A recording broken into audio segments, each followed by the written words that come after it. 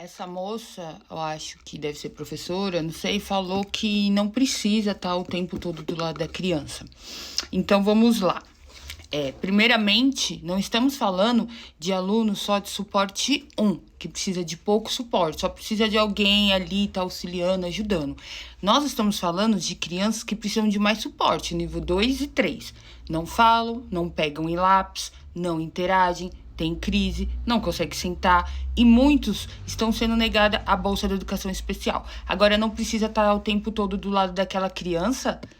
A gente não pode generalizar, principalmente porque aquela criança não senta, aquela criança tem crise, tem que ficar de olho porque aquela criança pode ter uma crise e pode acabar se machucando e machucando outra criança, aquela criança não sabe pegar num lápis, aquela criança não tem coordenação motora de uma tesoura. Como que não pode ficar do lado todo de uma criança? É tão bom falar dessa parte de inclusão de pessoas que não vivem a realidade, porque eu sou da área da educação, além de ser mãe de 2 crianças atípicas. E como que não precisa? A minha filha mais velha, ela só precisava de um apoio, né? Ela sabia ler, escrever, escrevia mais devagar, mas sabia ler, escrever, tá? Mas o que acontece? Ela não tinha coordenação motora para uma tesoura, uma régua. Às vezes ela tinha dificuldade para falar com o professor, ela não conseguia falar que ela não entendeu. Ela tinha vergonha de se expor.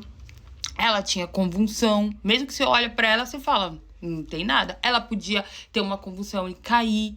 A gente não sabe, mas o médico sabe. Não é nós da educação que temos que falar. Não precisa de suporte o tempo todo. Para isso, a criança é acompanhada por neuro, psiquiatra, tem médicos, tá? Para falar se ela precisa ser acompanhada o tempo todo ou não. Ela precisa de cuidadora, ela precisa de professor auxiliar, ela precisa de uma T. A minha filha não precisava ficar o tempo todo lá da criança. Ela tinha... Eu reduzi os alunos. Ela tinha a professora dela. Ela tinha uma psicopedagoga, uma professora do AE, que foi professora exclusiva dela, porque eu tirei a estagiária. E ainda consegui com convênio uma T, acompanhante terapêutico, as 2 do lado dela. E mesmo assim, ela não ficava na sala. Ela tinha crises, ela não conseguia. Então, como a gente vai falar, mãe, não precisa o tempo todo? Gente, vamos sair da caixinha, vamos viver a realidade e não olhar só ao nosso redor e saber o que realmente acontece no mundo atípico. Aí depois a gente fala se precisa ou não. E isso quem decide é a família, os terapeutas e os médicos que estão acompanhando a criança, que não é só a parte do aprender, ler e escrever.